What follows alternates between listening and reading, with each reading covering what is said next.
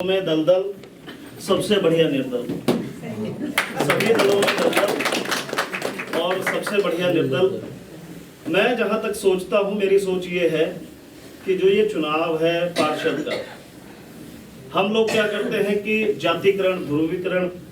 तो जो पार्षद का चुनाव है, जैसे रविंद्र भाई हैं, जितने भी लोग यहाँ मेरे बड़े छोटे बैठे हैं, मुझे नहीं लगता कि इनमें से कोई ऐसा चेहरा होगा जो दिन या सुबह शाम ना मिलता हो।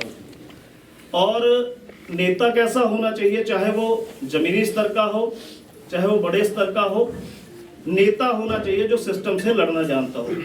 ये आप सभी और मैं भी भली बातें जानता हूँ। और एक चीज और सोचिए कि नेता के अंदर ना करंट होना चाहिए। तो करंट मैंने कई बार देखा है, क्योंकि हम भी कई बार इनके साथ करंट में करंट लग के ट्रांसफार्मर बन जाते हैं। तो मैं ज्यादा बातें नहीं कहूंगा। यहाँ मुद्दे की बात यह है कि समय कम है। जितनी मेरी माताएं बहनें यहाँ बैठी हैं, लोगों के मन से ना दो चीजें निकालनी है कि वो पंडित है, मैं भी पंडित हूँ, वो ठाकुर है। इन चीजों को खत्म करके हमें यहाँ चलना है कि हमारे दिन में और रात में हमारे साथ कौन है, हमारे अच्छे में हमारे बुरे में साथ कौन है। तो कल से मैं ये चाहूंगा, जितनी मेरी माताएं बहनें हैं, मैं भी आप लोगों के साथ ही रहूंगा।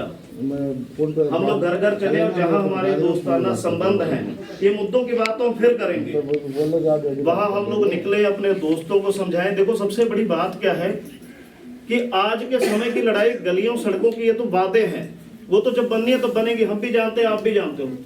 मुद्दा ये है कि जब हमारे ऊपर कोई भीड़ चाल पड़े, आजकल जब मैं जाता हूँ, थाने जाता हूँ, अभी भी मैं 5 केस ऐसे सुलझा कर आ रहा हूँ जिनमें अगर आप थाने चले जाओ ना, अगर सच्चाई बता दूं, और ये वीडियो देखने के बाद कई लोगों को ना बड़ा कड़वापन भी महसूस होगा।